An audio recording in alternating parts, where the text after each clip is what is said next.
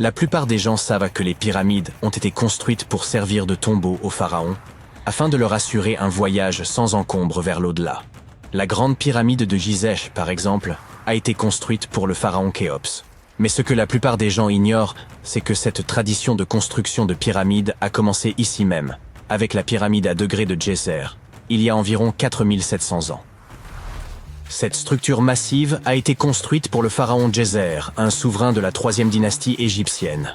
Elle s'élève sur 6 niveaux au-dessus du sol et mesure environ 60 mètres de haut. Aujourd'hui, nous la considérons comme un projet architectural phénoménal. Mais pour les anciens Égyptiens, la pyramide à degrés de Djéser représentait plutôt une vaste expérience. Un essai, si l'on peut dire, destiné à perfectionner leurs compétences en matière de construction, avant de passer à des pyramides encore plus ambitieuses. Atteindre de nouveaux sommets est très excitant, mais le véritable mystère réside dans ce qui se passe sous terre. Dans le labyrinthe souterrain de cette pyramide, un réseau de tunnels s'étend sur environ 5,5 km.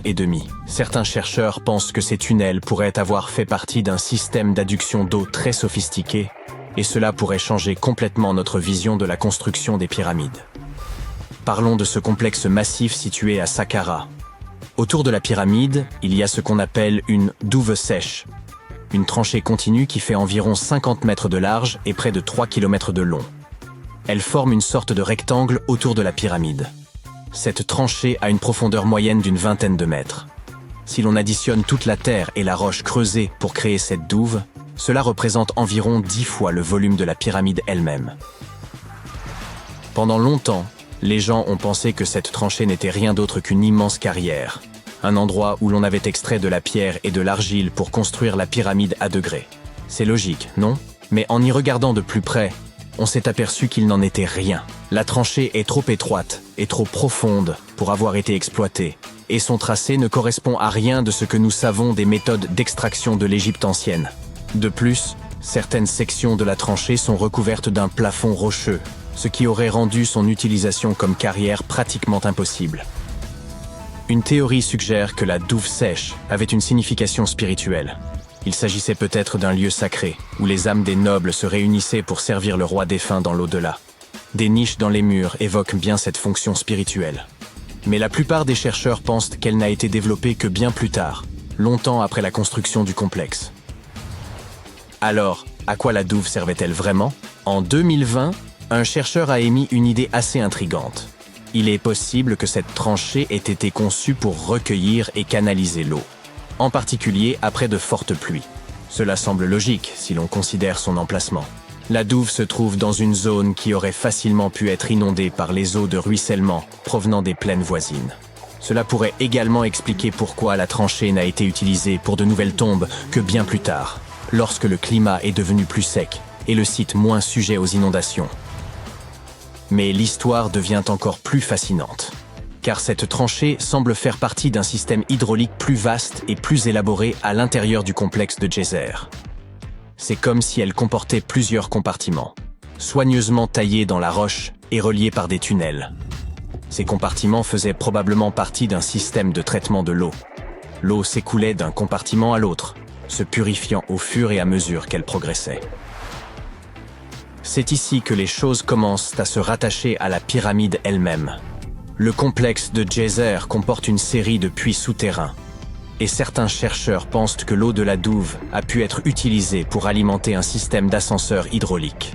Cet ascenseur hydraulique géant aurait alors servi à soulever les lourdes pierres nécessaires à la construction de la pyramide. Il fonctionnait comme un volcan, mais au lieu de lave, c'est de l'eau qui soulevait les blocs de pierre. Imaginez un grand trou profond dans le sol au centre du site de la pyramide. À l'intérieur de ce trou, il y avait une énorme plateforme en bois, un peu comme un radeau géant qui pouvait monter et descendre. Lorsque les ouvriers voulaient soulever une pierre lourde, ils remplissaient le trou d'eau. Lorsque le niveau de l'eau montait, la plateforme en bois se mettait à flotter, emportant la pierre avec elle, un peu comme un ascenseur géant. Lorsque la pierre atteignait la bonne hauteur, les ouvriers la faisaient glisser de la plateforme vers la pyramide. L'idée, c'est que l'eau de la tranchée, après avoir été nettoyée et filtrée, se serait écoulée dans ces puits. Un flotteur énorme, peut-être en bois, s'élevait alors au fur et à mesure que l'eau remplissait le puits soulevant les pierres jusqu'à l'endroit où on en avait besoin pour la construction. Une fois la pierre en place, l'eau était évacuée et la plateforme redescendait, prête à soulever la pierre suivante. Ce système de levage hydraulique sophistiqué aurait pu changer la donne, rendant l'ensemble du processus de construction beaucoup plus rapide et efficace, et permettant d'économiser de la main-d'œuvre. C'est comme si les anciens Égyptiens avaient déjà adopté la notion selon laquelle travailler plus intelligemment vaut mieux que travailler plus durement. Mais bien sûr, tout le monde n'est pas d'accord avec cette théorie. Certains experts affirment que la zone où a été construite la pyramide à degré de Djéser n'aurait pas pu fournir suffisamment d'eau. Les pluies étaient assez rares pour entretenir un système hydraulique aussi élaboré. La théorie principale suggère qu'il y avait peut-être un lac à proximité qui se serait rempli après chaque période de pluie et qui aurait fourni l'eau dont le complexe avait besoin pour son système hydraulique. Or, aucun écrit de l'Égypte ancienne ne fait mention d'un tel lac. Il s'agit donc plus d'une hypothèse que d'une réalité. Et puis, il y a la question du travail lui-même. Vous vous souvenez que j'ai dit que cette méthode aurait pu permettre aux anciens bâtisseurs d'élever des pierres avec beaucoup moins d'efforts? Ce n'est peut-être pas tout à fait vrai. Selon certains experts, la construction de ce dispositif aurait nécessité beaucoup plus de travail que le simple déplacement des blocs de pierre nécessaires à l'édification du monument. Et n'oublions pas que la pyramide à degré de Djéser est relativement petite comparée à celles qui ont suivi. Les pierres utilisées pesaient en moyenne 300 kg chacune, ce qui n'est rien comparé aux blocs de plus de 2,5 tonnes utilisés plus tard pour la pyramide de Khéphren. S'il nous faut complètement écarter cette théorie de l'ascenseur hydraulique, il nous reste à expliquer comment cette pyramide a été construite. Pour répondre à cette question, nous devons revenir un peu en arrière et parler des plans d'origine. Avant que la tombe de Djéser ne devienne une pyramide, l'idée était de construire un simple mastaba. Ce type de tombeau était assez courant dans les périodes antérieures. Une structure rectangulaire à toit plat avec des côtés inclinés. Mais une fois le mastaba original terminé, ils auraient décidé de l'agrandir un peu en ajoutant quelques couches supplémentaires. Ils auraient ensuite ajouté d'autres couches jusqu'à ce que la construction atteigne 6 niveaux distincts, chacun plus petit que le précédent. Et ils auraient probablement fait tout cela en soulevant ces lourdes pierres à l'aide de passerelles, et non d'un ascenseur hydraulique. Nous ignorons encore beaucoup de choses sur la pyramide à degré de Djéser. Des recherches supplémentaires sont certainement nécessaires pour comprendre comment ce système fonctionnait, ou s'il a même existé. Mais l'idée d'utiliser de l'eau pour construire une pyramide apporte une nouvelle dimension à notre compréhension de l'ingénierie de l'Égypte ancienne. Cela nous rappelle avec force à quel point ces bâtisseurs étaient intelligents et ingénieux, mettant à profit les ressources naturelles dont ils disposaient pour créer l'un des monuments les plus emblématiques de l'histoire. Avant d'aborder le pourquoi et le comment de la présence de pyramides dans le monde entier, parlons de quelques exemples. Je commencerai par la pyramide du Soleil au Mexique. Ces gens savaient vraiment comment construire une ville. Leur centre urbain bien planifié s'étendait sur plus de 1800 hectares et comportait plusieurs pyramides. Mais la pyramide du Soleil est la plus impressionnante. Cette structure gigantesque a été édifiée en l'an 100 de notre ère et est l'une des plus grandes constructions de ce type dans tout l'hémisphère occidental. Elle s'élève à 66 mètres au-dessus du sol. Si vous vous retrouvez un jour dans cette ancienne cité, vous ne pourrez pas manquer la pyramide du Soleil. Elle se trouve juste à l'est de l'allée des Morts, la principale rue nord-sud de la ville. Pour construire cette incroyable pyramide, environ 765 000 mètres de matériaux ont été utilisés, dont une roche volcanique rouge appelée Tézontl. Impressionnant, non ? Nous en savons assez peu sur ceux qui ont construit cette pyramide et sur sa fonction. Mais les archéologues pensent qu'il y avait autrefois un temple à son sommet. Dans les années 70, ils ont découvert un certain nombre de tunnels et de mystérieuses salles dans son sous-sol.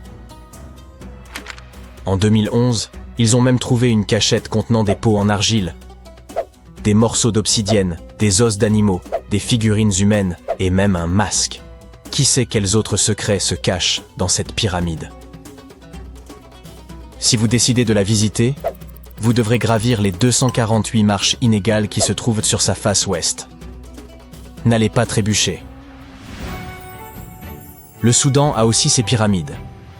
Les pyramides nubiennes ne sont pas aussi grandes que celles d'Égypte, mais il y en a quand même environ 200.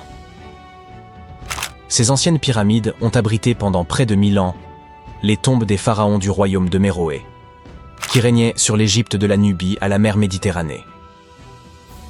Les pyramides de Méroé ont été construites en granit et en grès rougeâtre.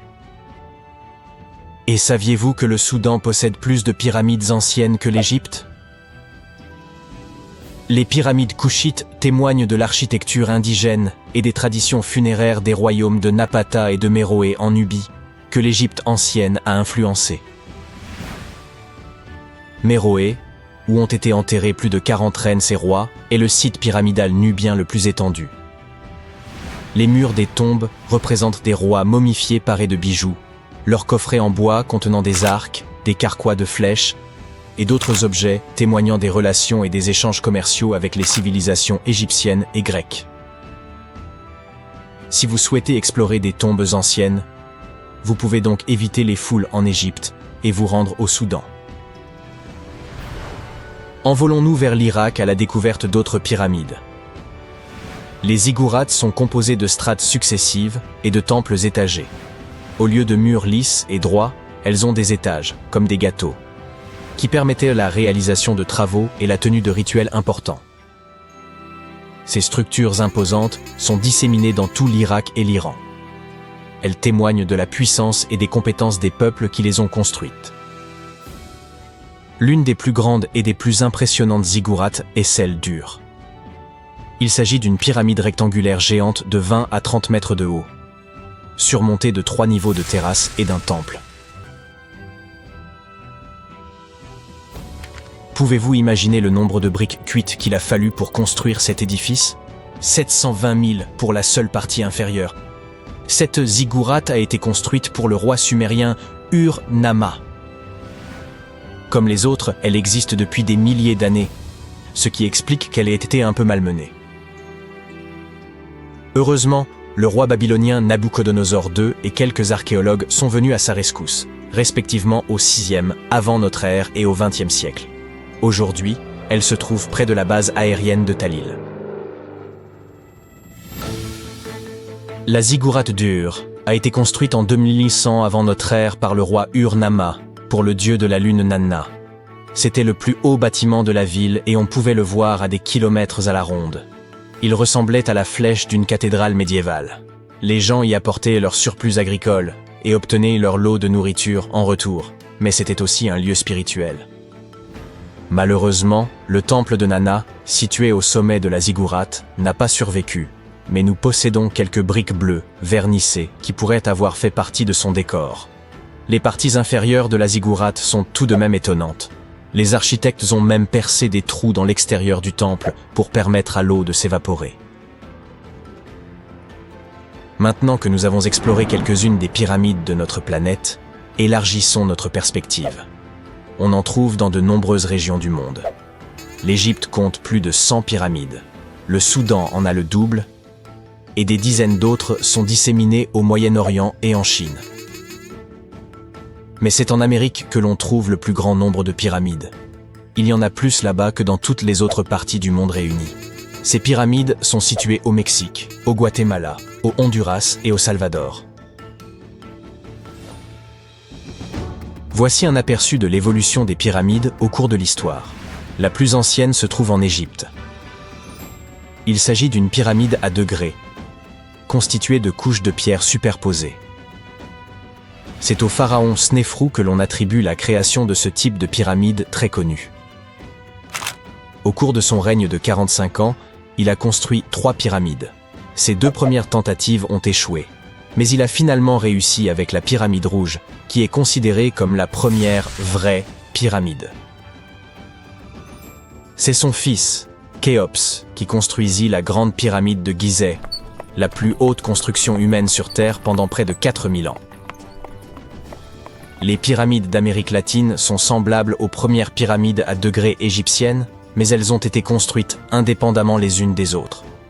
Les pyramides du Soudan ont été construites vers 700 avant notre ère. Elles sont hautes, mais beaucoup plus étroites que celles d'Égypte. Comment toutes ces civilisations ont-elles pu construire ces édifices sans communiquer entre elles? Après tout, les Aztèques, les Mayas et les anciens Égyptiens étaient aussi différents que possible. Mais malgré leurs différences culturelles, ils semblaient tous d'accord sur une chose. Les pyramides étaient plutôt cool. Les pyramides à degrés sont présentes dans le monde entier parce que c'était le type de structure le plus pratique et le plus stable. Elles pouvaient être construites en hauteur sans matériaux légers comme le bois ou le métal. La forme triangulaire avec une base carrée est extrêmement stable comparée à une structure cubique qui nécessiterait plus de matériaux pour une hauteur moindre. En ce qui concerne la conception des pyramides, celle d'Égypte ressemblait à des triangles géants avec une base carrée, des côtés lisses et un sommet pointu. En revanche, les Aztèques et les Mayas ont préféré l'aspect d'un gâteau à étages, avec des marches menant à une plateforme au sommet. Ainsi, bien que toutes ces pyramides aient la même base, elles ont chacune leur propre style. Chaque groupe a construit ces pyramides en utilisant des inclinaisons, des techniques et des matériaux différents. Ainsi, même s'ils se sont parfois inspirés du travail des autres, ils sont restés originaux. Les pyramides égyptiennes avaient des faces lisses et inclinées conçues pour favoriser l'ascension de l'âme du pharaon. La pyramide du soleil a été construite au-dessus de grottes qui servirent de passage aux divinités.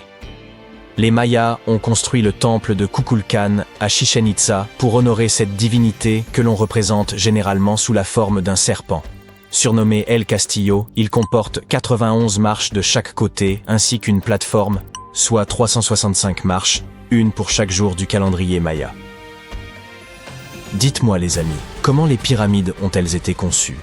Pour commencer, ce sont des humains qui les ont construites, et non des extraterrestres débarqués sur Terre en soucoupe volante. Vous voyez, une chose que toutes les pyramides ont en commun, c'est qu'elles ont été bâties sans outils avancés et parfois même sans roues. Les ouvriers, qualifiés ou non, étaient nombreux, ainsi que les architectes.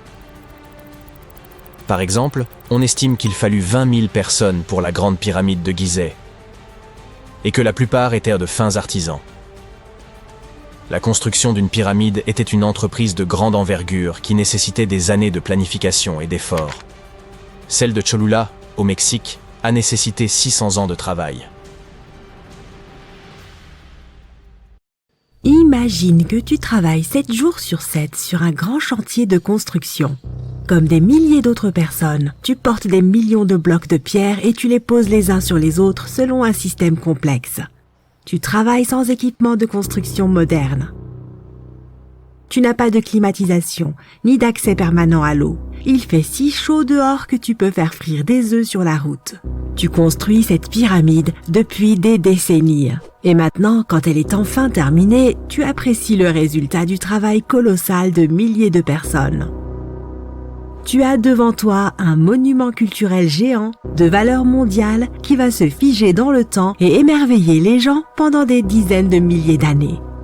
Quelques milliers d'années ont passé, les gens du 21e siècle voient les pyramides et se disent « Waouh, je ne peux pas croire que des humains aient construit ça ». Oui, les gens qui ont construit les pyramides n'auraient pas apprécié ce genre de remarques. Mais en fait, il y a de bonnes raisons de penser que les gens qui l'ont construit ont utilisé une technologie hors du commun. De l'extérieur, on dirait que les grandes pyramides ne sont que de grands triangles de pierre. Les gens ont simplement posé des blocs lourds les uns sur les autres. Et c'est tout. En fait, la conception semble trop parfaite pour être vraie. La pyramide est constituée de plus de 2 millions de blocs. Ils sont si proches les uns des autres et si réguliers qu'on ne pourrait même pas glisser une fine feuille de papier entre eux. Incroyable! Les scientifiques ne connaissent toujours pas la technologie exacte utilisée pour construire les pyramides égyptiennes. L'une des plus grandes et des plus célèbres est la grande pyramide de Gizeh. Cette énorme construction connue dans le monde entier a un grand secret. Il devait y avoir une pierre de couronnement au sommet de la pyramide. C'est un bloc de pierre de forme triangulaire, une petite pyramide au sommet d'une énorme. La chose est aussi connue sous le nom de pyramidion. Les bâtisseurs de l'Égypte ancienne l'ont fabriquée en granit et en calcaire et l'ont recouverte d'or. Aucun document ou dessin ancien ne permet de prouver qu'il y avait un pyramidion au sommet de la grande pyramide de Gizeh. Mais il existe une autre structure égyptienne ancienne dans ce type de triangle, la pyramide rouge. Elle a été construite avant la grande pyramide. et sa pierre de couronnement a survécu jusqu'à ce jour. Les archéologues l'ont trouvée et reconstruite. Mais alors, où pourrait se trouver la pierre de couronnement de la Grande Pyramide? C'est un mystère qui n'a toujours pas de réponse. Certains sont persuadés que des voleurs l'ont dérobée au sommet. Peut-être ont-ils simplement grimpé et poussé le pyramidion jusqu'en bas. C'est tout à fait logique.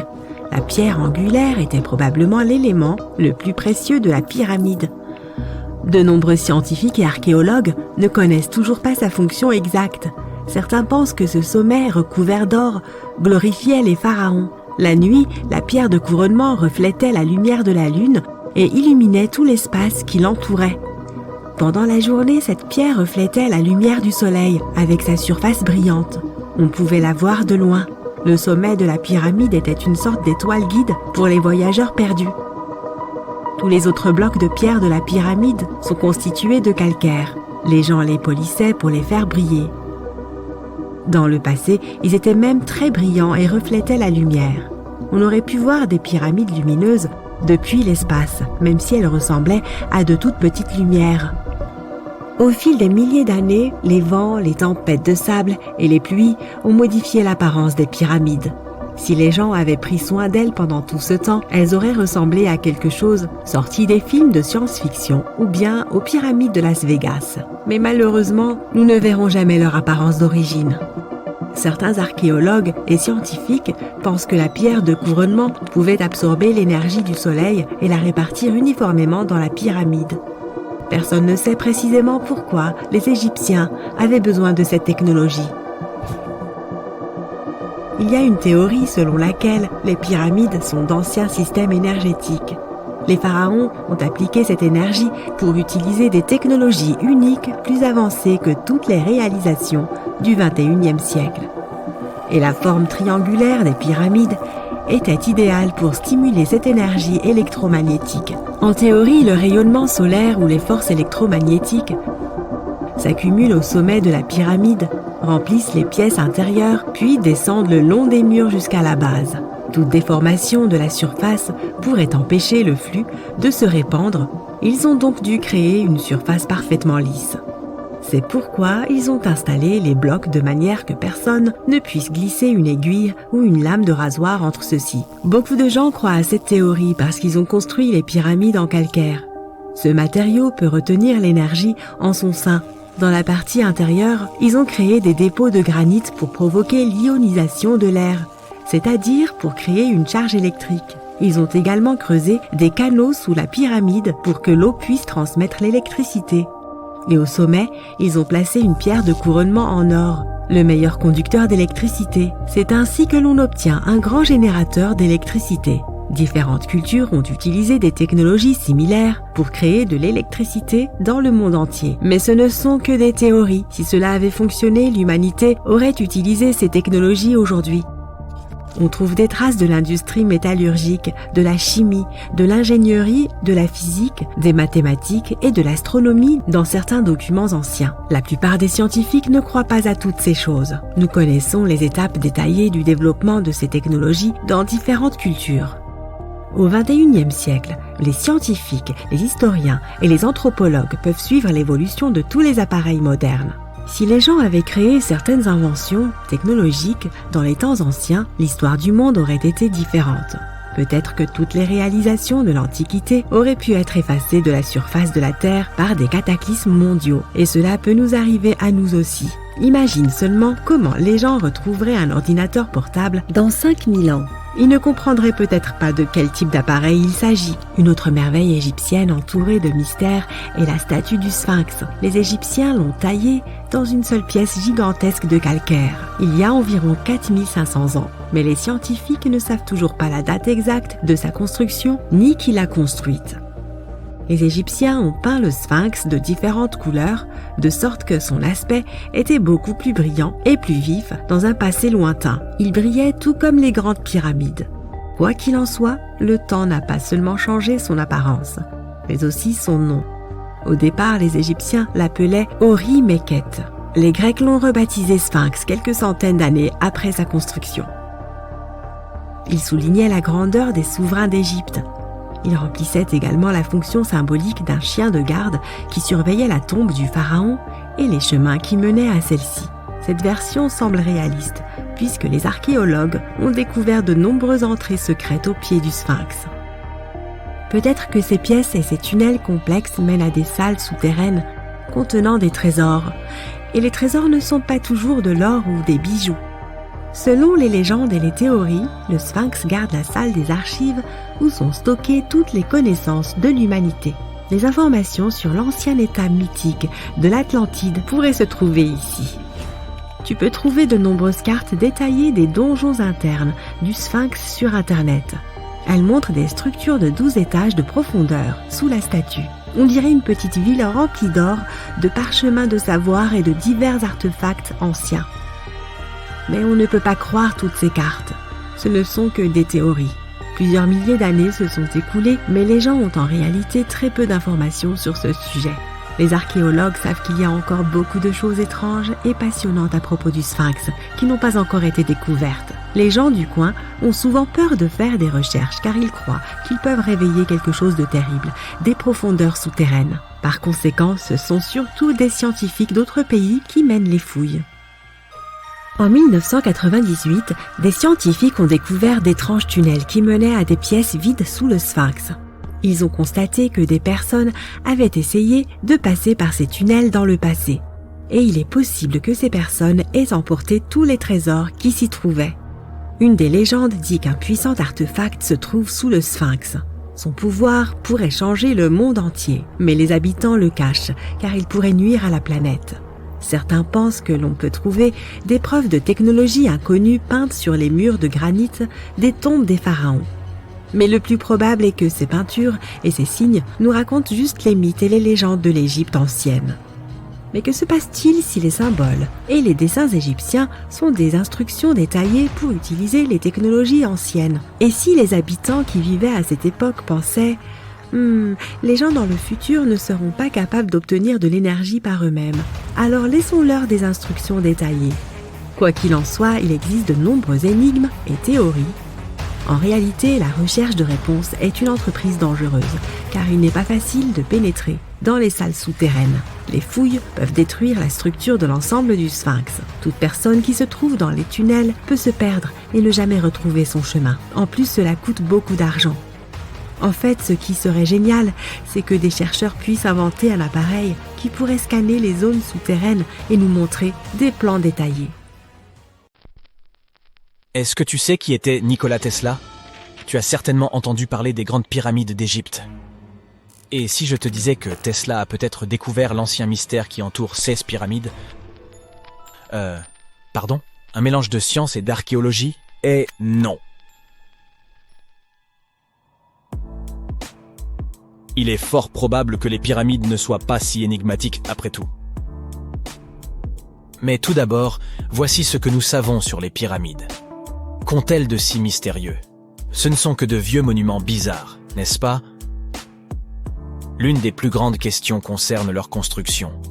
Certains pensent qu'elles furent bâties à la force du poignet et à la sueur du front, d'autres qu'une source d'énergie inconnue de l'homme moderne fut utilisée pour les ériger. Et si des extraterrestres nous avaient aidés? Probablement pas. Mais cette idée d'une mystérieuse énergie employée à l'édification des pyramides existe depuis très longtemps. Même dans les textes anciens, comme les textes des pyramides, il est dit « Les dieux nous ont donné de quoi construire une grande puissance. Il se peut donc que quelque chose d'incroyablement puissant ait participé à cette prouesse architecturale. Qui sait ?» Au début des années 1900, Tesla commença à s'intéresser aux grandes pyramides d'Égypte.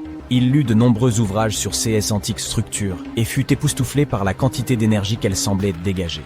À l'époque, peu de gens connaissaient l'électricité. Et notre scientifique se demanda si les pyramides ne cachèrent pas une technologie avancée. Il se dit que leur puissance pouvait être liée à l'électromagnétisme, et il consacra beaucoup de temps et d'efforts à tenter d'en savoir plus. Il avait des théories assez bizarres pour l'époque. Il pensait que les pyramides contenaient une charge électrique et qu'elles alimentaient en énergie les zones environnantes. Il croyait également que des cristaux étaient à la source de cette énergie. Selon lui, ces cristaux super puissants se trouvaient à l'intérieur des pyramides et pouvaient contrôler les champs électromagnétiques. Mais ce n'est pas tout. Tesla pensait également que les matériaux utilisés pour construire ces monuments avaient des propriétés leur permettant de capter l'énergie du Soleil et de la Lune, et pas seulement en petite quantité. Il pensait que les pyramides pouvaient créer un champ d'énergie assez puissant pour éclairer des villes entières et même illuminer des zones plongées dans l'obscurité. On les utilisait comme des sortes de centrales électriques géantes afin de produire de l'énergie et faire fonctionner des machines.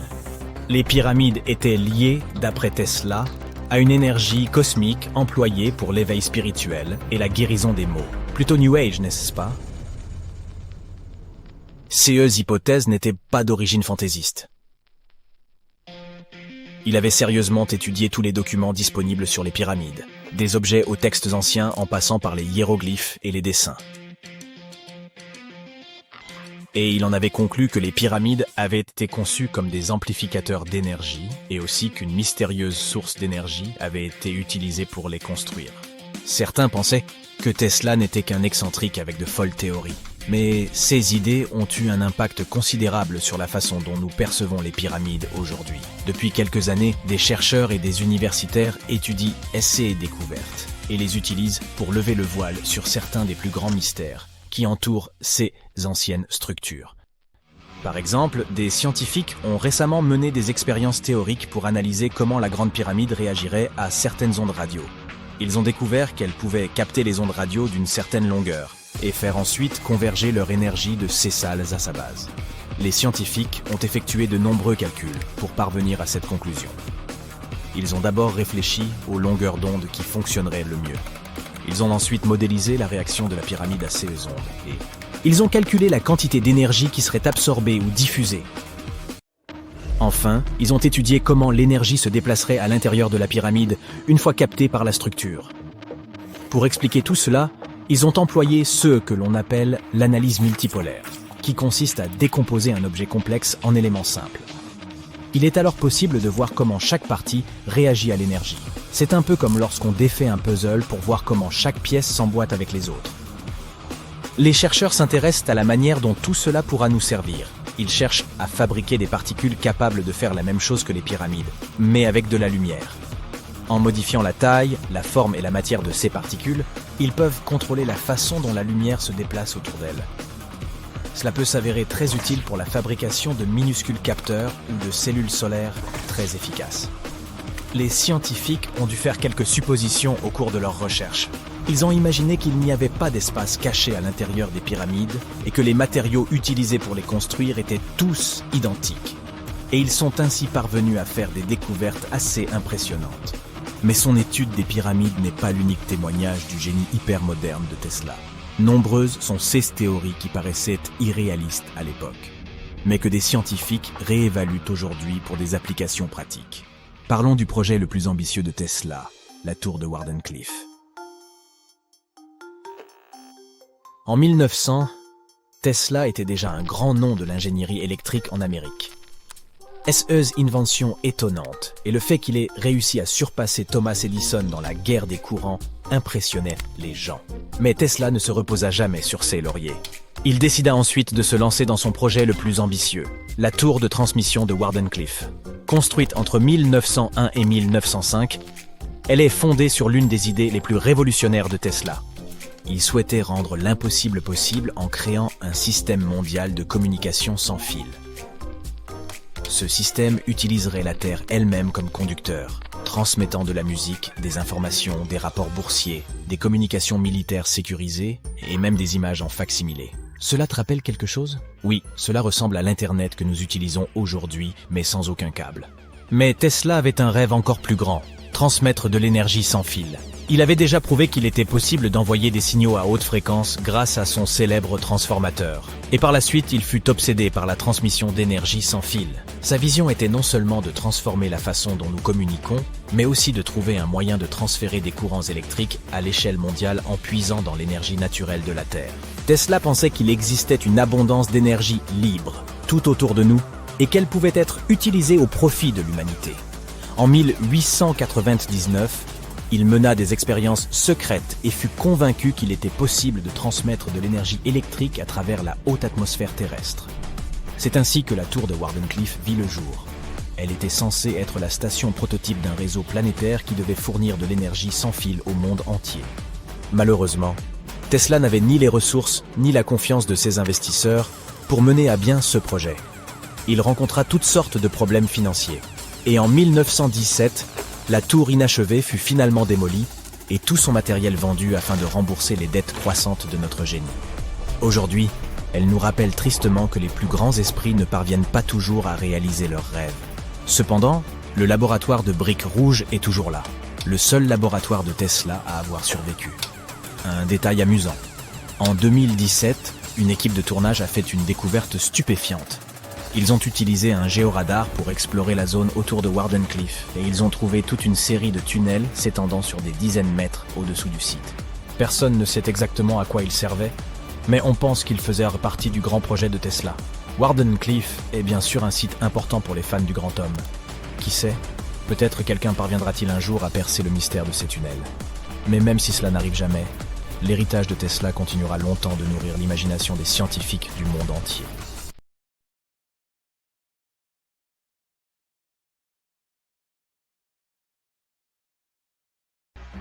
Nous sommes en 1898 et tu participes à des fouilles à Saqqara.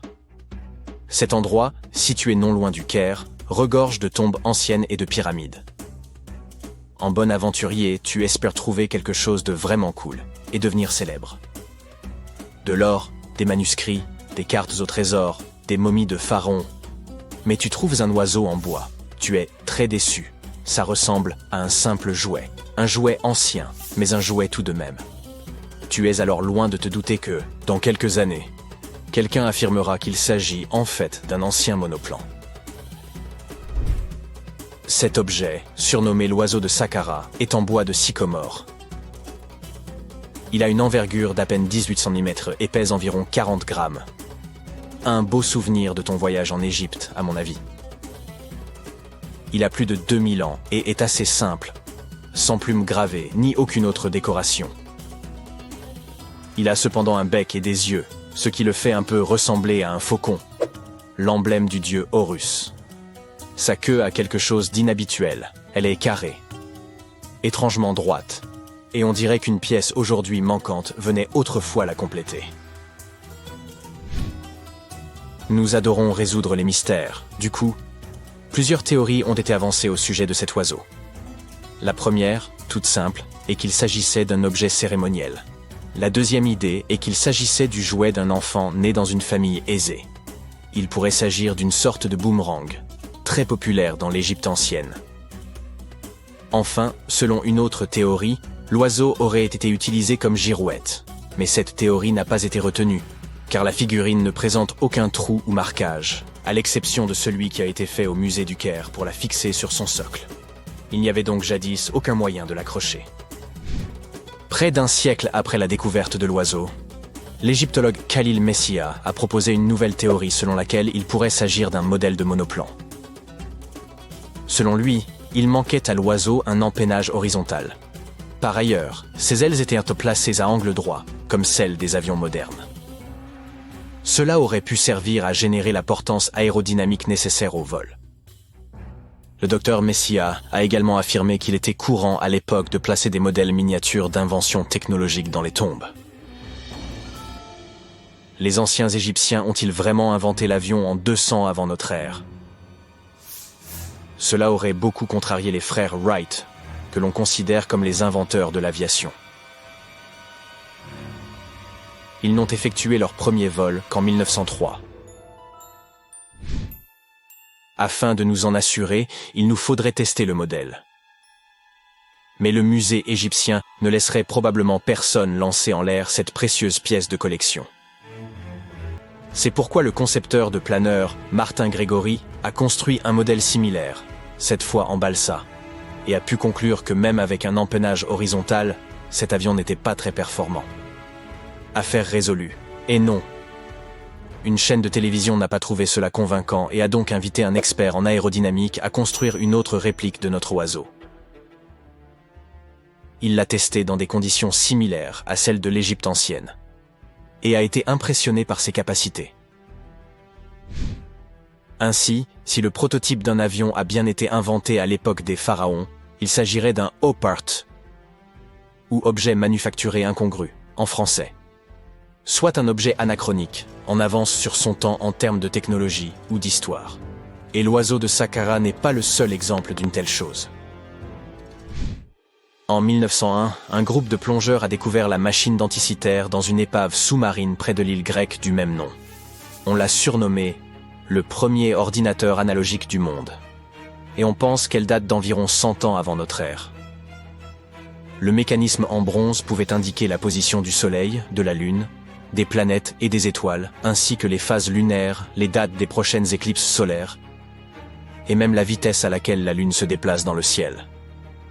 Personne ne sait exactement qui l'a utilisé, ni comment ou où il a été fabriqué. Mais il est évident qu'il était extrêmement précis et bien trop avancé pour son époque. Les premières toilettes à chasse d'eau ont-elles été inventées au XXe siècle? Et non. Les Minoens de Crète et la civilisation de la vallée de l'Indus ont mis au point cette super invention à peu près à la même époque, il y a environ 4000 ans. Leur modèle de plomberie était si bien conçu qu'il a fallu attendre 2000 ans avant de voir apparaître quelque chose d'aussi performant. Une ancienne toilette minoenne a été découverte dans le palais de Knossos. Elle était équipée d'un siège de bois placé juste au-dessus d'un tunnel qui conduisait l'eau d'un réservoir vers un égout souterrain. D'autres toilettes nécessitaient un apport d'eau à l'aide de cruches. Seuls les riches pouvaient s'offrir un tel luxe. À l'époque, si tu possédais un bien immobilier, les toilettes chasse d'eau étaient le signe de ton appartenance aux plus hautes sphères. Les portes automatisées étaient une chose nouvelle en 1931. Mais la technologie qu'elles utilisent est en fait beaucoup plus ancienne. Elle date du 1er siècle de notre ère. Le mathématicien et ingénieur Héron d'Alexandrie imagina à cette époque un système capable d'ouvrir et de fermer les portes. Pour faire fonctionner son invention, il fallait allumer un feu. Un pot en laiton était placé sous le feu, à moitié rempli d'eau. Le pot était ensuite relié à des récipients qui servirent de poids. Grâce à la chaleur, l'eau se déplaçait dans les récipients qui descendaient et tiraient sur les cordes. Rien à voir avec une porte de supermarché qui s'ouvre et se ferme grâce à l'électricité. La porte de Héron mettait des heures à s'ouvrir, et il n'y avait aucun moyen d'arrêter le processus. C'est pourquoi on n'ouvrait les portes qu'une fois par jour, avant que les gens n'entrent dans les temples. Cela ajoutait un peu de mystère aux cérémonies. Incroyable. Il semblerait que la toute première batterie ait été inventée à Bagdad, il y a environ 2000 ans. Un archéologue allemand a découvert une jarre d'argile de forme ovale en 1938. Les scientifiques ne savent toujours pas à quoi elle servait ni qui l'a inventée. Selon une théorie, elle aurait été utilisée pour galvaniser des objets avec des métaux précieux. Lorsqu'elle était remplie d'un acide faible, comme du vinaigre, la batterie produisait environ 1 volt. Selon une autre théorie, il s'agirait d'un récipient destiné à recevoir des rouleaux sacrés. Que dirais-tu de lentilles de contact conçues par Léonard de Vinci? En 1508, il inventa une lentille de verre munie d'un petit entonnoir. Il n'y avait qu'à verser de l'eau à l'intérieur, et cela améliorait la vision. Mais ce n'était pas super pratique. 100 ans plus tard, René Descartes décida d'améliorer cette idée. On dit lentilles de contact, parce qu'elles sont censées entrer en contact avec les yeux, tu vois? Ce tube de verre rempli de liquide permettait une meilleure vision. Mais il était hélas impossible de cligner des yeux. 2 siècles et demi plus tard. La technologie du verre permit aux scientifiques de concevoir des lentilles qui s'inséraient dans l'œil et permettaient même à leurs porteurs de cligner des yeux. Une belle invention. Toutefois, ces lentilles étaient fabriquées en verre soufflé et l'œil ne pouvait pas respirer.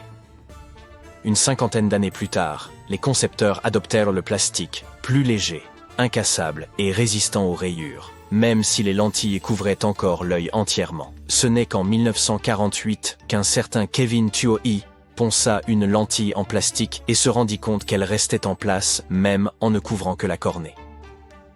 Imagine-toi vivre dans le Londres du 19e siècle et avoir besoin d'envoyer un message à New York. Cela prenait alors une dizaine de jours. Du coup, lorsqu'en 1858 les délais passèrent de quelques jours à quelques heures, ce fut une véritable révolution. Le premier message fut envoyé par la reine Victoria elle-même, grâce à un câble télégraphique transatlantique qui passait sous l'océan. Hélas, cette invention ne survécut que quelques semaines. Et il fallut attendre des années pour qu'on puisse à nouveau s'en servir. Voici une nouvelle. La plus ancienne pyramide du monde a été construite pendant la dernière période glaciaire. Et elle ne se trouve pas en Égypte. Il semblerait que nos ancêtres aient érigé une pyramide vieille de 27 000 ans à Java Ouest. Gunung Padang n'a pas l'air d'une vraie pyramide au premier abord. C'est plutôt une colline avec d'énormes pierres éparpillées partout. Mais les gens du coin semblent vénérer le site, et ce depuis des siècles. Ce n'est que récemment que les autorités indonésiennes ont décidé de creuser un peu plus profondément pour en savoir plus. Ils ont fini par trouver les vestiges d'une société humaine. C'était plutôt inattendu, car la butte est assez haute.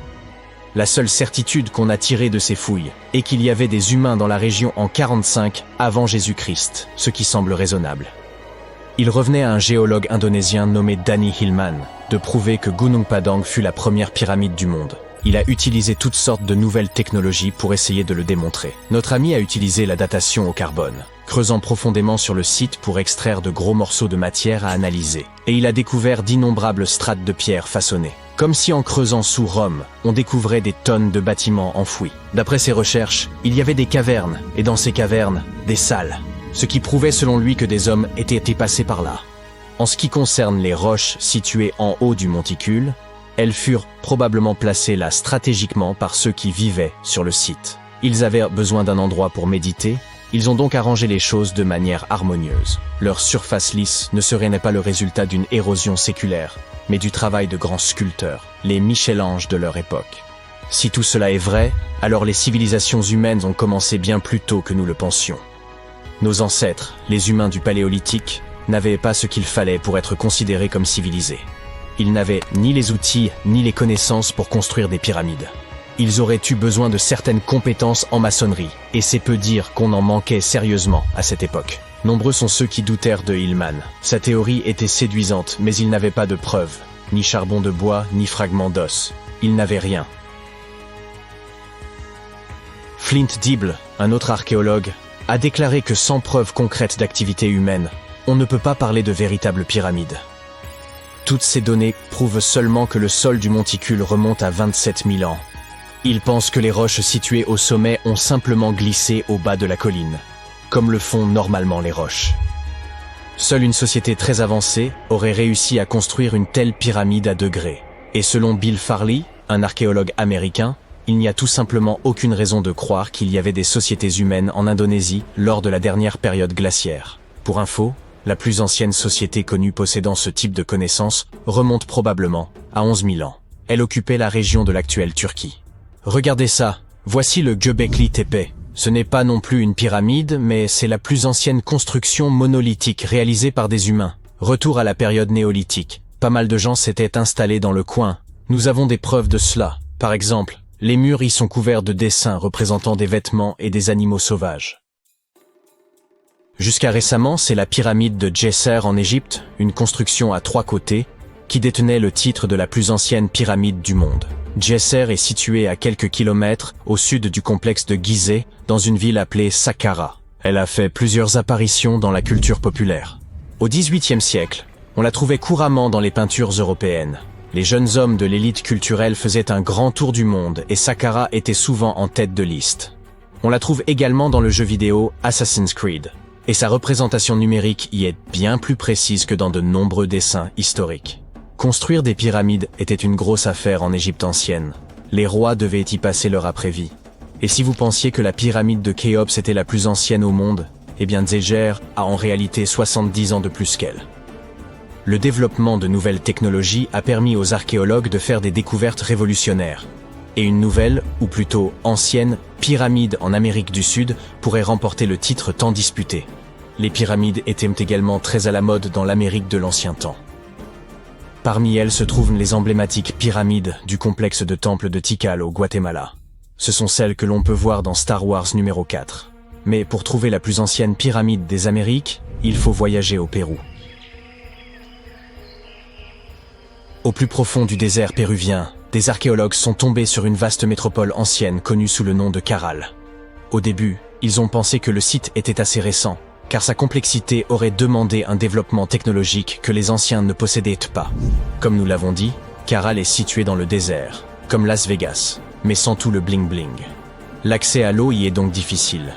Et pour que des villes comme celle-ci prospèrent, il faut un système d'irrigation considérable, d'où la nécessité de technologies complexes. Les Péruviens nous ont vraiment surpris avec cette découverte. Leur site était immense, avec un amphithéâtre, des maisons et des bâtiments religieux. L'ensemble s'étendait probablement sur 150 hectares. Et lorsque les scientifiques ont testé leur hypothèse initiale en utilisant la datation au radiocarbone, ils ont découvert que la ville avait probablement vu le jour vers 2027 avant notre ère. Sur le site, les archéologues ont trouvé 6 pyramides qui pourraient éventuellement être antérieures à celle de Saqqara. D'après ce qu'on sait, 2 civilisations coexistaient à cette époque, dans des parties opposées du monde. Mais comme les chercheurs ne peuvent pas préciser l'âge exact des pyramides de Caral, il est assez difficile de savoir quelle civilisation a terminé sa pyramide en premier. Si seulement nous avions une boule de cristal. Il se trouve que la forme d'une pyramide est quelque chose que la nature peut produire toute seule. Ce qui a de quoi pas mal déconcerter les humains modernes. Un exemple classique est le site japonais de Yonaguni, également connu sous le nom de l'Atlantide du Japon. Le monument dans son ensemble fait environ la taille de 5 terrains de football et s'élève aussi haut qu'un bâtiment de 5 étages. Les explorateurs et les scientifiques pensent que Yonaguni remonte à 10 000 ans. Pour le plus grand géologue marin du Japon, le professeur Masaki Kimura, Yonaguni est le patrimoine d'une civilisation perdue. Kimura a plongé plus d'une centaine de fois au cours des 10 dernières années pour explorer ces ruines. Selon lui, on y trouve des signes clairs d'activité humaine. Regardez cette piscine en forme de triangle sur la surface du monument. Kimura pense que c'est une preuve réelle de la présence humaine, car cette concavité triangulaire est un symbole historique des fontaines d'eau de la région. Comme c'est souvent le cas, tous les scientifiques ne sont pas du même avis. Pour beaucoup, Yonaguni est probablement le résultat de milliers d'années d'érosion. Et le fait que le monument soit constitué d'un énorme rocher les conduit à croire qu'il n'est pas d'origine humaine. Certes, ces énormes colonnes de basalte nous font penser aux ruines d'un palais, mais elles sont très probablement le résultat de l'intense activité volcanique de la région. Et au sujet de formations naturelles qui ressemblent à des créations humaines, on a beaucoup parlé d'une certaine pyramide martienne récemment. Cela fait un moment que nous essayons de prouver qu'il y a de la vie sur la planète rouge. Mais certains vont vraiment trop loin. Ils disent que de petits êtres verts, ou gris, ont construit une pyramide sur Mars et que ce serait la preuve qu'une civilisation existe. Cette photo a été prise il y a plus d'une décennie par le Mars Reconnaissance Orbiter, ou MRO. Mais elle a commencé à refaire surface récemment. On y voit ce qui ressemble à une pyramide à 3 côtés. Certains prétendent que les surfaces lisses de la pyramide ne peuvent y résulter que d'un travail extraterrestre. Mais ensuite la science intervient et nous explique que Mars abrite l'un des systèmes de canyons les plus profonds de tout le système solaire. La soi-disant pyramide est située dans ce que l'on appelle le secteur de Kandor-Chasma. Cette région martienne compte tout un tas de formations similaires qui ne sont rien de plus que le résultat de l'érosion. Il n'y a apparemment rien de surnaturel là-dedans. L'histoire raconte que 2 jumeaux mayas adoraient les jouer au ballon. Bien sûr, ils étaient pas très doués, mais ils faisaient aussi beaucoup de bruit en jouant. Les seigneurs de la mort se sont vite montrés gênés par ce bruit et ont convoqué les 2 garçons à un endroit que les Mayas appelaient Xibalba. Dès que les garçons sont arrivés à leur lugubre destination, les seigneurs de la mort ont commencé à leur faire passer une série de tests. Très vite, les jumeaux inexpérimentés ont échoué au test et ont perdu la vie. Mais ce n'était pas en vain. Ce triste événement a donné naissance à un bel arbre fruitier. Très vite, une jeune femme a vu un beau fruit sur cet arbre et s'est approchée pour le cueillir. La légende raconte que peu de temps après, elle a donné naissance à 2 autres jumeaux, Unapu et Ixbalanque. Tout comme leurs ancêtres, ces jumeaux étaient d'excellents joueurs de balle. Mais ils étaient tout aussi bruyants, et les seigneurs de la mort se sont de nouveau agacés. Ils ont alors décidé de demander à cette paire de jumeaux de venir jouer à un jeu dans l'inframonde, pensant ainsi se débarrasser d'eux. Lorsque les jumeaux sont arrivés, les seigneurs les ont fait passer par un certain nombre d'endroits effrayants. Le premier était la maison des ténèbres, qui était très sombre. Ils ont ensuite traversé la maison des couteaux, où ils devaient éviter de se blesser. Les jumeaux ont ensuite fait un feu dans la maison du froid pour ne pas geler, et ont traversé la maison des jaguars, où ils ont réussi à persuader les animaux de ne pas les manger. Enfin, ils sont entrés dans la maison des chauves-souris, où ils semblèrent avoir perdu leur chance. L'une des chauves-souris a réussi à s'enfuir avec la tête de Hunahpu. Les seigneurs ont alors défié les jumeaux de jouer à la balle avec eux, mais les garçons étaient clairement désavantagés. Ixbalanque a placé une tortue sur les épaules de Hunahpu pour lui remplacer la tête qu'il avait perdue, et ils ont commencé à jouer. Alors que les seigneurs étaient distraits par un animal près de la cour, Ixbalanque a volé la tête de son frère et l'a remise à sa place. Aux grandes dames des seigneurs, les jumeaux ont alors réussi à égaliser la partie. Hunahpu et Ixbalanque ont continué à jouer une série de tours aux seigneurs de l'inframonde. L'un d'entre eux impliquait que Ixbalanque blesse Hunahpu, puis le ramène à la vie.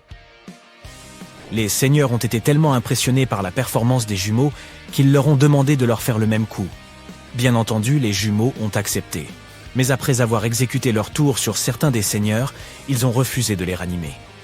Voyant ce qui venait de se passer, les seigneurs de la mort ont reconnu leur défaite et ont demandé la vie sauve, promettant de ne plus jamais intervenir dans la vie des gens.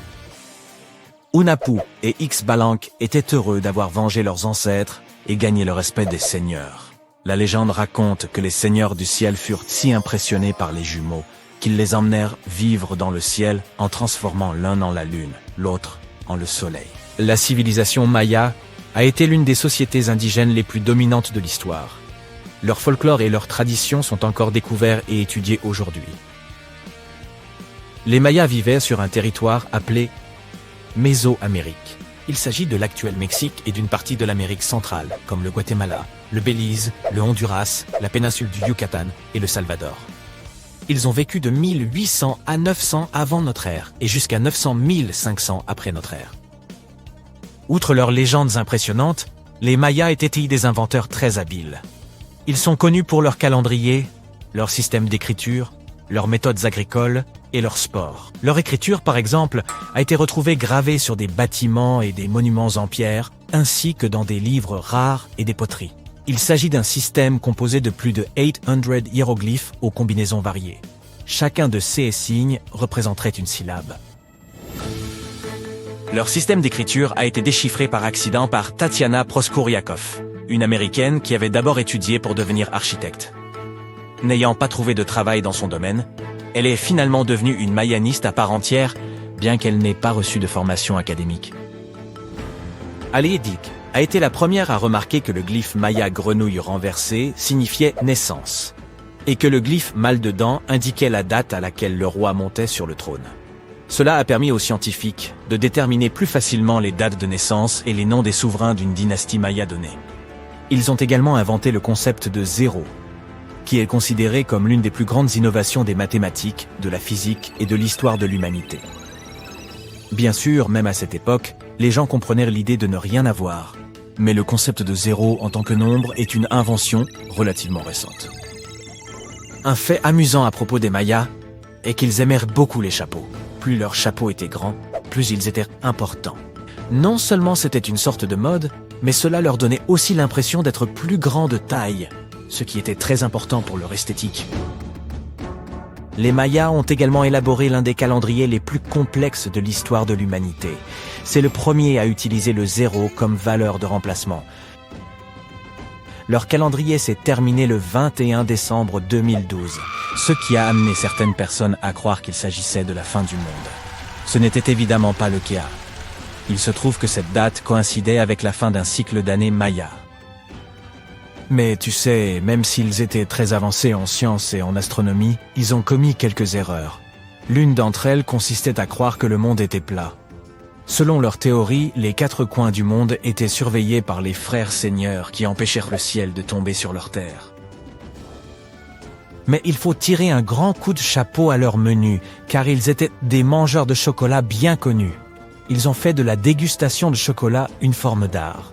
La boisson qu'ils préparaient ne ressemblait pas vraiment au chocolat chaud que nous apprécions aujourd'hui. Leur recette consistait à mélanger le cacao avec de l'eau, du miel, du piment, de la farine de maïs et d'autres ingrédients pour obtenir une boisson mousseuse et épicée. Le rituel de la consommation de cacao était un élément essentiel de leur célébration. Nous n'avons pas fini de découvrir tous les aspects étonnants de leur architecture et de leur civilisation. Il y a quelques années seulement, une pyramide maya a été découverte à Tonina, dans l'état mexicain du Chiapas. On estime qu'elle a plus de 1000 ans. Si elle a échappé si longtemps aux archéologues, c'est parce qu'elle était cachée sous ce que l'on croyait être une colline naturelle. Les ruines de 2 cités mayas ont été récemment découvertes dans l'état mexicain de Campeche. Pourquoi ne les avait-on pas découvertes jusqu'à présent? Parce qu'elles étaient cachées par une végétation très dense, ce qui rendait leur accès difficile aux archéologues. Les Mayas n'ont pas simplement disparu. Leurs descendants sont toujours là aujourd'hui, et nombre d'entre eux ont choisi de vivre sur les terres de leurs ancêtres. On les trouve par exemple au Guatemala, où les Mayas constituent que la majorité de la population. Globalement, l'ethnie Maya regroupe des personnes qui parlent différentes langues mayas, comme le yucatèque, le quiché, le quechua ou le mopan. Il n'avait aucune idée de ce qu'était une journée de spa, mais les Mayas aimèrent bien transpirer de temps en temps. Des huttes à sudation ont été découvertes autour d'anciens sites mayas. Elles étaient construites en pierre ou en adobe. Ces salles constituaient un élément essentiel de leur rituel de purification et de soins de santé. L'une des plus anciennes huttes à sudation a été découverte à Coelho, dans le nord du Belize, et semble remonter à 3000 ans. L'un des éléments les plus importants de la culture maya était un jeu de balle qu'ils appelaient pits. Il avait une signification à la fois politique et spirituelle. On peut voir des terrains de jeu de balle dans des parties importantes des sites archéologiques mayas. Le but principal du jeu était de faire passer une balle en caoutchouc à travers un cerceau de pierre très haut, sans utiliser les mains. En fait, il s'agissait d'une combinaison de football et de basketball. Cependant, ce jeu pouvait avoir de graves conséquences. Le perdant risquait même parfois de perdre la vie. Des enjeux considérables, en effet. En raison de ce jeu et du besoin de balles rebondissantes, le peuple maya a été l'une des premières cultures à utiliser le caoutchouc. Il le fabriquait à partir de latex naturel. Il existait différentes sortes de caoutchouc en fonction des substances naturelles avec lesquelles le latex était mélangé. Nous savons que les anciens Égyptiens étaient assez talentueux pour construire des édifices aussi grandioses que les pyramides, mais étaient-ils suffisamment intelligents pour mesurer la vitesse de la lumière? Une théorie circulant en ligne le suggère. Si vous comparez ces deux chiffres, vous verrez qu'ils correspondent parfaitement. Le premier est la vitesse de la lumière dans le vide en mètres par seconde, et le second est la latitude de la grande pyramide de Gizeh. Alors, était-ce intentionnel ou s'agit-il juste d'une coïncidence? Heureusement, nous pouvons vous assurer qu'il s'agit simplement d'une coïncidence, et non d'une autre théorie du complot. La grande pyramide n'est qu'un des nombreux endroits sur Terre partageant cette latitude. De plus, même si les Égyptiens étaient non parvenus à mesurer la vitesse de la lumière et avaient décidé de la garder secrète, ils n'auraient pas utilisé de mètre pour l'exprimer. Celui-ci n'a été défini qu'à la fin du XVIIIe siècle. Les bâtisseurs des pyramides utilisaient une autre unité de mesure appelée la coudée. Une coudée équivaut à un pied et demi, soit 45 cm. Cette unité, basée sur la longueur de l'avant-bras depuis le coude jusqu'au bout du majeur, était répandue dans l'Antiquité. Ainsi, s'ils avaient voulu épater tout le monde en positionnant leurs pyramides à une latitude correspondant à la vitesse de la lumière en coudée, ils auraient dû construire leurs édifices emblématiques quelque part en Europe.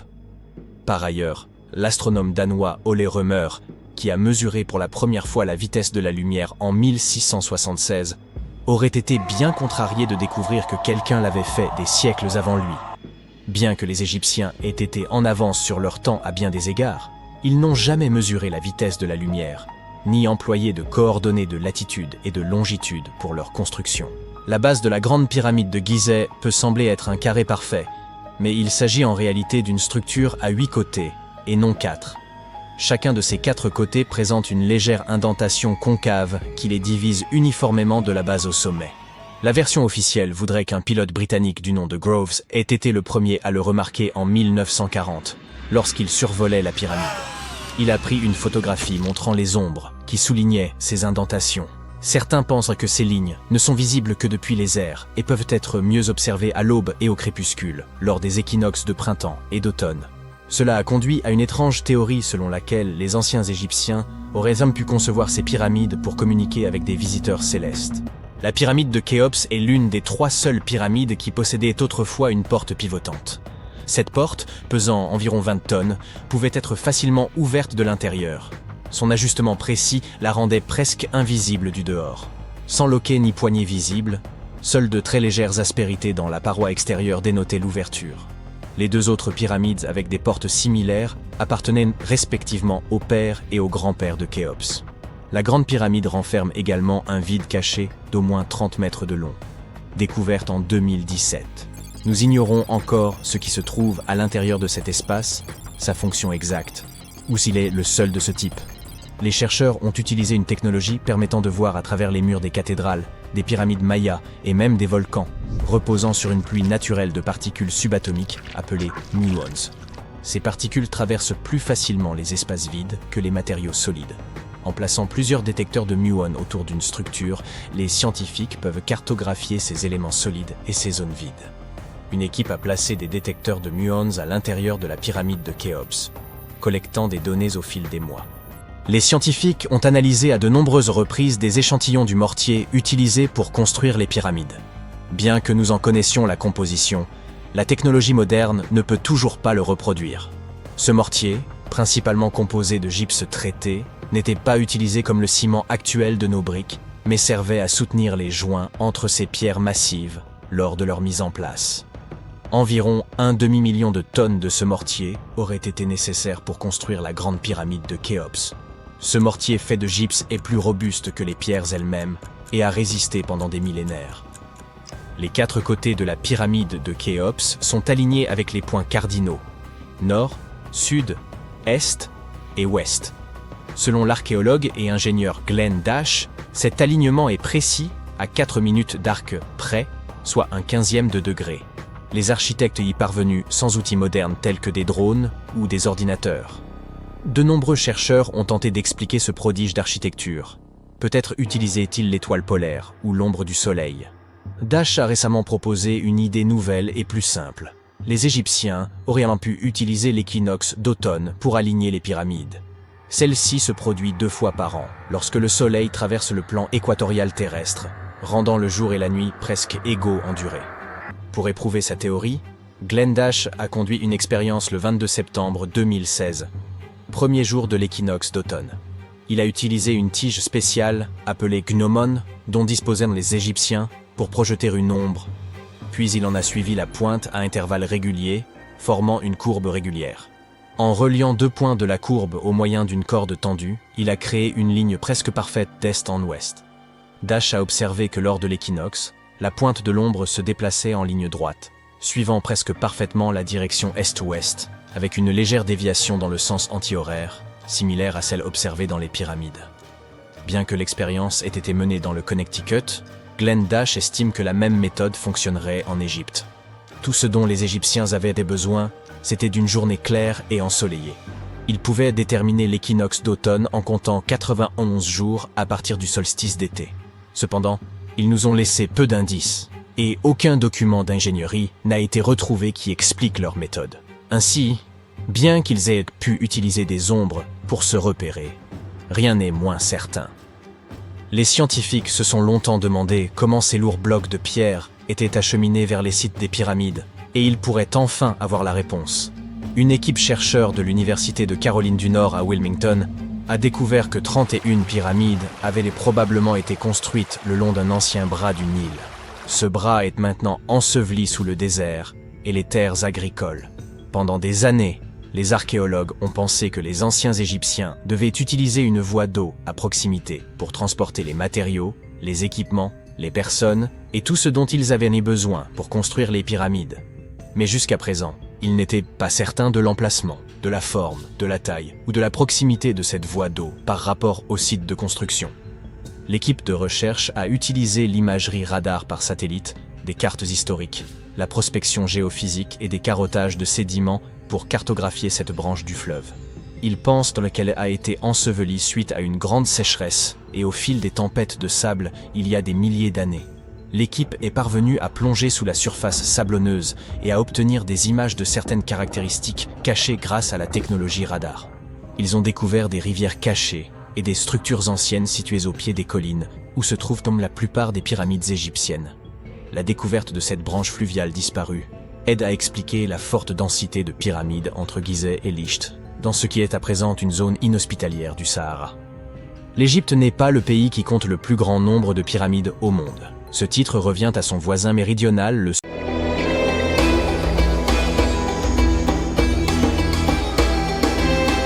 La Grande Pyramide a été créée comme lieu de repos éternel pour le monarque égyptien antique Khéops. Selon la légende, Napoléon est entré dans la Grande Pyramide et en est ressorti secoué et très pâle. Il n'a jamais révélé ce qu'il a vu à l'intérieur, mais quoi que ce fût, on dit que cela l'a affecté pour le reste de sa vie. Lorsque Napoléon est entré dans la pyramide, il aurait traversé un passage très étroit et ascendant. Il aurait ensuite traversé un autre couloir appelé la Grande Chambre. Ce couloir aurait été beaucoup plus haut que le précédent et aurait également été pavé. Il aurait ensuite atteint la Chambre du Roi, la pièce maîtresse de la Grande Pyramide, qui était bordée d'énormes blocs de granit. Mais elle n'aurait pas eu l'air aussi grandiose que nous pouvons l'imaginer. Aucun hiéroglyphe ne décore ces murs, car les Égyptiens n'ont commencé à décorer les chambres funéraires des pyramides que bien plus tard.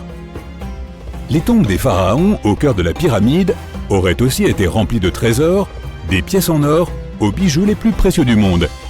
Mais tout cela aurait été pillé il y a bien longtemps. La seule chose qui serait probablement restée à l'intérieur aurait été un énorme sarcophage qui aurait autrefois contenu la momie du roi. Il serait aussi passé devant la chambre de la reine. Mais cette pièce n'a probablement pas accueilli de reine, car les pyramides n'étaient généralement construites que pour une seule personne. Des tunnels mystérieux partent de là. À ce jour, personne ne sait vraiment à quoi ils servent. Et ce n'est pas la seule chose mystérieuse et effrayante que Napoléon ait pu rencontrer. Car les histoires de pharaons laissant des malédictions anciennes sur les pyramides sont légion. De nombreuses pyramides portaient des avertissements écrits à l'extérieur racontant les choses horribles qui arriveraient à ceux qui entreraient et troubleraient la paix des lieux. Nous ne savons peut-être pas ce que Napoléon a trouvé exactement dans la Grande Pyramide qui l'a tant effrayé, mais nous savons avec certitude ce qui a été trouvé dans la tombe de Toutankhamon.